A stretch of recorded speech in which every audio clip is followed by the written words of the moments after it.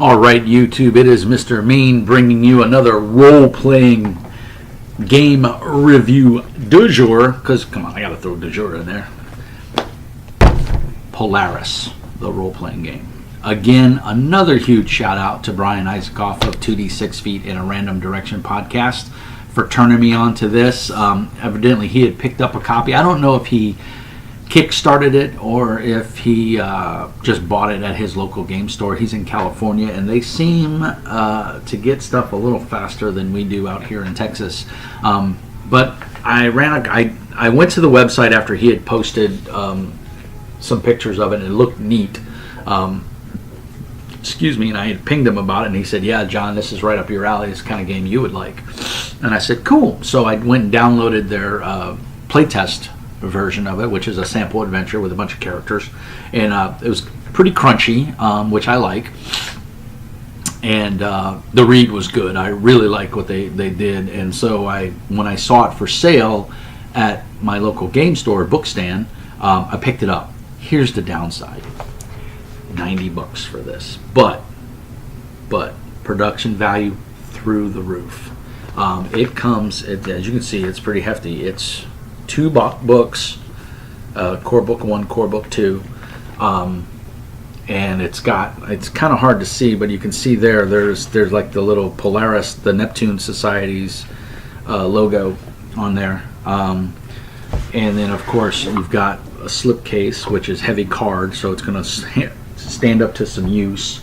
It's very nice, and it's got the Polaris thing on both sides. And then on the side it just says Polaris, so when it's on your bookshelf it'll look nice. 2 books. Core Book 1, this is basically the world setting, all the organizations, what's happened to the world, a primer basically of why you're living under the ocean. Yes, this is an underwater adventure. Sea Lab 2000 or whatever the TV show was, really bad with Roy Schneider. Yeah, all of that comes into play. You even got little submersibles, or I think that's an actual big submarine. But yeah, and then you have personal armor, submersible armor. So that's Core Book 1 is the world setting and goes into the basics of character creation. Core Book 2 is all about character options and all that fun stuff. Everything you need, all the faction groups. It goes into more detail, and combat and everything is all in here. Inside of each book is the world of the deep, communities and cities. So there's arrows pointing because nobody lives on the land. There's a huge Holocaust. They don't really say what happened, but whatever happened, it was bad.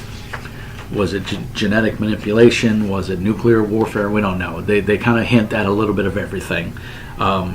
And it goes to hell in a handbasket. And so the surface world is so polluted and corrupt that nobody can survive out there. So they live under the oceans, and it's literally gorgeous. Yeah. So book 1. Let's go through this right. So first of all, the Polaris was released at Gen Con. The Polaris RPG was released at Gen Con 2016.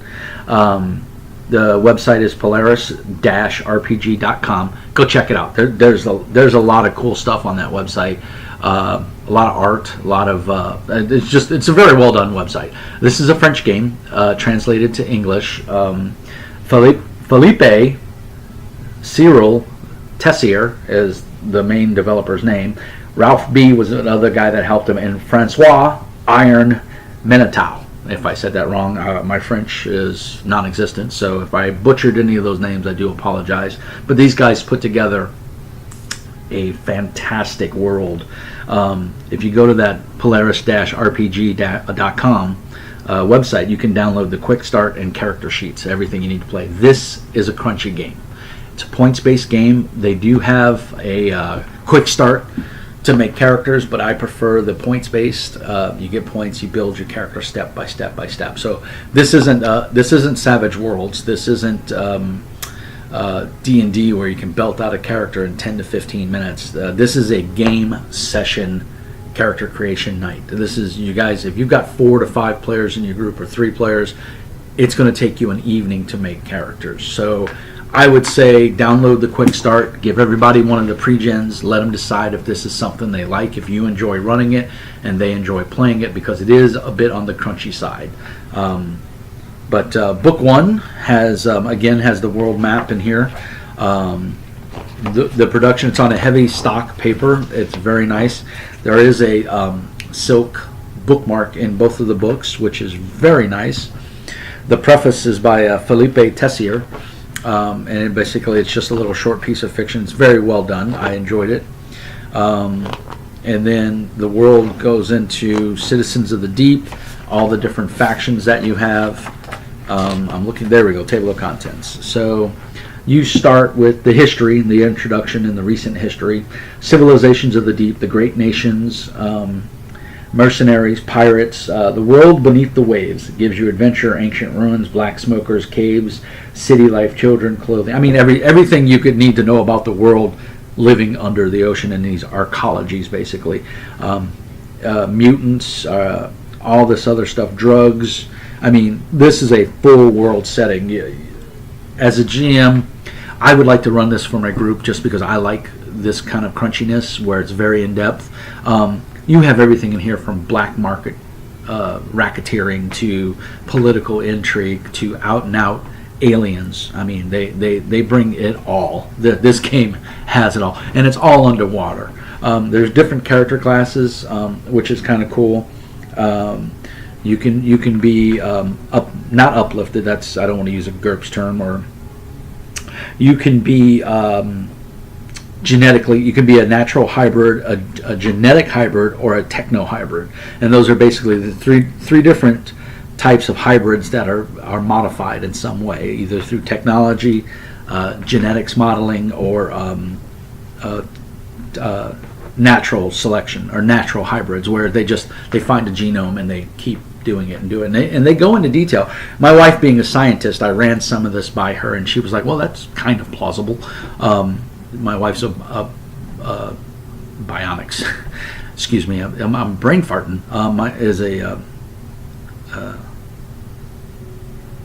I can't think of the word. I'm totally at a loss. My wife does genetic research, and so biology. There we go.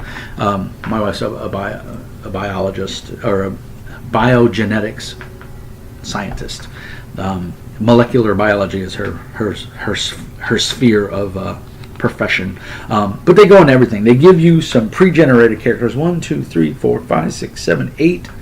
9, 10, 11, 12, 13, 14, 15, 16. 16 pre-generated characters with a full body picture and then a stat page. So it takes up 2 pages. And I think they're the same ones that are in the Quick Start Adventure. Fully fleshed out. I mean, all you got to do is throw a little bit of why you're there, and they kind of even give you a little bit of that. So that is phenomenal. And then the professions. There's a ton of professions. Everything from an assassin down to a worker or a longshoreman, because someone's got to unload all the crates and everything, right? Traders, traveling trader, storyteller. Because even though we have all this awesome technology, some of the habs or habitats are low tech, and they're baling wire and super glue is what's holding them together, the pressures of the deep. So, it's kind of cool that you can go from super technology to, just above like 19th century almost. There's some places are still using steam and cogs and everything to keep everything working. So it's really neat. So this Book 1 really gives you a flavor for the world, the factions, and the basics of character creation. I'm going to set that book aside because I want to pull up Book 2. And again, silk bookmark in there to help you keep your page, which I think is classy. It doesn't really do anything for the quality of the book, but it looks nice. So here in Book 2, we have technology. This is where it breaks down all of your technology from, basically axes and stones and nails to almost laser guns. The technology is not quite that high, but they do have some pretty high-tech stuff. There's a lot of nanotech, underwater projectile weapons, super captivating underwater weapons. That sounds dangerous. And then different type portable force fields. So yeah, you've got your high-tech in here. You have exo armor because you're in the pressures of the ocean. submarines and vehicles, because remember, nobody travels outside. Everybody goes underwater. So they have that kind of thing. They even encompass naval weaponry, because again, this is the kind of game where you can be fleet maneuvers. You could be running a ship, and you can do it. They got naval officers in here and stuff like that for the different factions. Don't think United States versus Russia. Think Sea Lab versus whatever the Russian equivalent is, because the surface of the earth is, like I said, uninhabitable, and it's really neat that they do that. And they even have rules for going up to the surface, and there's monsters and critters and things in here that you will face on the surface. First of all, breathing. I guess evidently, according to their world, the weather is toxic. The atmosphere is pretty much unbreathable in certain areas, radioactive fallout, whatever it may be. So it's kind of cool that they do that. Then they go into all the creatures, so above ground and underwater that you can run into, and there's a lot. I mean, it's very, very, very comprehensive. Then we go into advanced skills. So this is where it gets crunchy, even more so than the character creation. This is advanced skills, so you can get real nitpicky into all the skills and everything as you can do. They also do the same thing for combat. They do advanced combat. So you can have the basic combat, and then you can have your heavy-duty combat. They give you states of health, equipment, so there's a full gear section with technology and exo armors. And then Chapter 7 is your adventure. And it goes from page 211 to 218. So that's a primer, and I believe it's not the same adventure that's in the quick start. I'm not sure though. I'd have to go back and look. And then your appendix is about 5 or 6 pages of vehicle stats, armor stats, non-player character sheet, exo armor sheet, because again, you can be an exo armor under the ocean.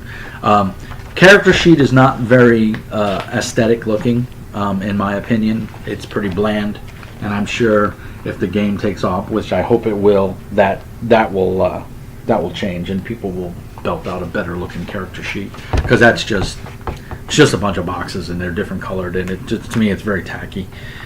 That's my one downside. The character sheet does not grab me. It doesn't say, hey, play this game. That's one of the things I dig about Savage Worlds, because the character sheet is so inviting. It wants you to read it and look at it. Even the D&D sheets, for the most part, kind of have that same feel. They give you an idea of, hey, I want to read this. They invite you in. This one doesn't do that so much. But that's a small quibble for the actual just beauty of this book. Like I said, high quality. You can see the little ship down there is glossy, while the rest of the book is matte. They do the same thing on the cover. This is the cover of book 2, and you got that guy in power armor there. So very neat in the themes and the way they address things in here. Mechanics is a D20 system, not like a Wizards of the Coast D20. It's their own proprietary system, and it uses a couple D10s and D6s as well. But that's pretty much all you need.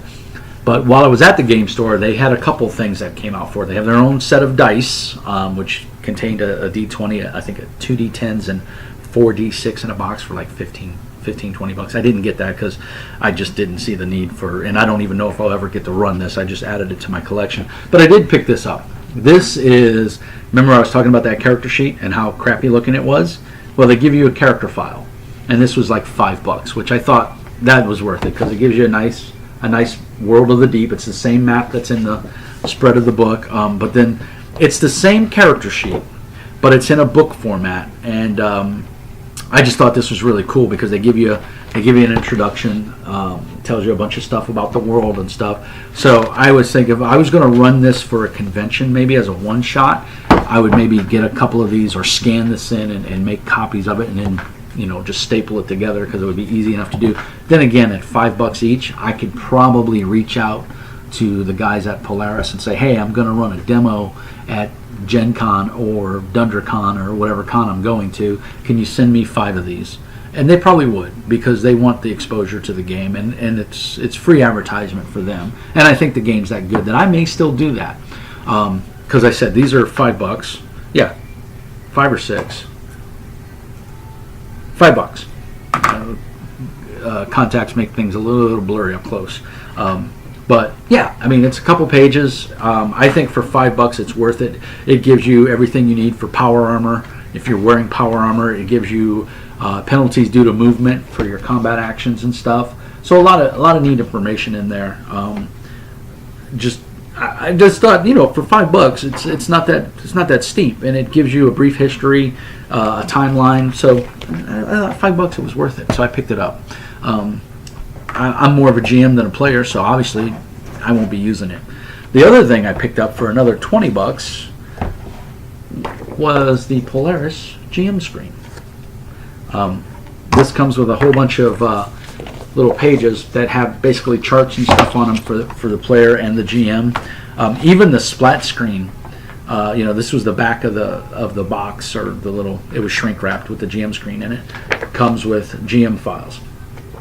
So I thought that was cool because they used every page. A lot of times when you buy those, the back is just white. They don't use it. But a whole bunch of GM files. Let's see. So 1, 2, 3, 4, 5, 6, 7, 8.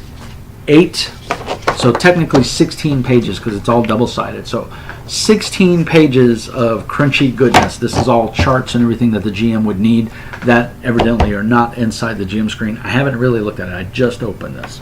But nice, hard, heavy cardboard standard GM screen. But look at that art, man. It's kind of like a undersea thing. So very, very, very well done. Tons of charts in here. Let me put on the old spectacles. It's a 4-panel GM screen, like I said. So we got scatter tables, we got martial arts and damage, Polaris effects. Let me stop right there. The reason the game is called Polaris is because there's this thing called the Polaris Effect, aka psionics, aka magic, aka nano craziness gone weird, whatever you want to quantify it as, because they don't really have. They basically, for lack of a better term, call it psionics. It's a Polaris effect. Has something to do with the way the world is now and the way humans have evolved, because it's a couple 100 years past the nuclear holocaust or whatever destroyed the surface world. There are people that are born right now, or there are people that are alive in the Polaris universe that have never seen solid land. They've lived, and died inside one of these habitats underneath the oceans. So the Polaris effect is that unknown magic, for lack of a better word. It's kind of cool because it can go haywire. If you roll and your roll doesn't come out very well, or you're not very skilled in controlling the Polaris effect, it can do all kinds of crazy shit. It can decompress a bathysphere. It can cause people to explode. I mean, they give you a chart in here, and it's off the charts, to use the term. So there's a whole bunch of tons of GM stuff in here. Combat initiative, combat modes, catastrophes, test, situation modifiers, and luck. This game does use luck. So again, if you're looking for kind of a sci-fi, hard sci-fi, but a little touch of mystery, and you like underwater exploration, even alien worlds, you can obviously set this in any universe you want. You don't have to use the Polaris universe. The mechanics, I think, are pretty solid. You have skill groups and skill effects, almost like Shadowrun. For those that are familiar with Shadowrun, you can have extra skills. And it's just a gorgeous game, and I would recommend, if you're into that kind of sci-fi thing, or you're into, you just want to try a new style of gaming where it's all underwater, and you want that Polaris effect, and you want that goofy, weird. It reminds me of, when I read the chapter, it reminds me of Warhammer Inquisitor with the psychic powers. How if you fumble, you roll, and weird things can happen. This is kind of the same vein, or the same feel, and I like that. I like that unknown, that the players, they have this awesome power, but it could backfire on them, and it very much can backfire on them. So then you say, well, why would I want to take it? Well, you want to take it because it makes you different, it makes you unique, and if it works, which 9 out of 10 times it does, it's awesome, and you pull off fantastic feats, and you do cool stuff. And we all want to do cool stuff, so hence why we role play. So again, I think it's a great game. The art is fantastic. It's top notch. It's a French game. I'll try to put a link to the game down in the notes. I've been horrible about doing it. I keep saying I'm going to do that, and I never do. But I'll make an effort today. Today is my last day off before I go back to work. Monday I start my new job. And it's nothing amazing. It's IT, but the pay is a tad bit, not much, but a tad bit better. But I get to work with my wife, and I get to work in a lab, which most of my IT career has been in some form of lab or another. So I enjoy that atmosphere. So I'm looking forward to it. So anyway, that's Mr. Mean's ramblings on Polaris, the role-playing game. It's another buy. It's that simple. I'm not going to review games that I don't buy because, well, I don't have a copy of them. Again, if you're a publisher or a designer and you want me to look over your stuff, feel free to send it to me. You can contact me through YouTube. My email is jpolack, POLACK, @gmail.com. I will give an honest review. Send it to me, and I'll go over it. As always, like and subscribe. It helps me out a lot. Leave your comments below. Have you tried Polaris? Do you like it? Do you not like it? What do you like about it? What don't you like about it? Underwater setting, hundreds of years, man's evolved, genetic researching, the Polaris Effect, mutants, aliens in the deep. So if you've seen Abyss and you want to recreate that, this would be the perfect game for Abyss.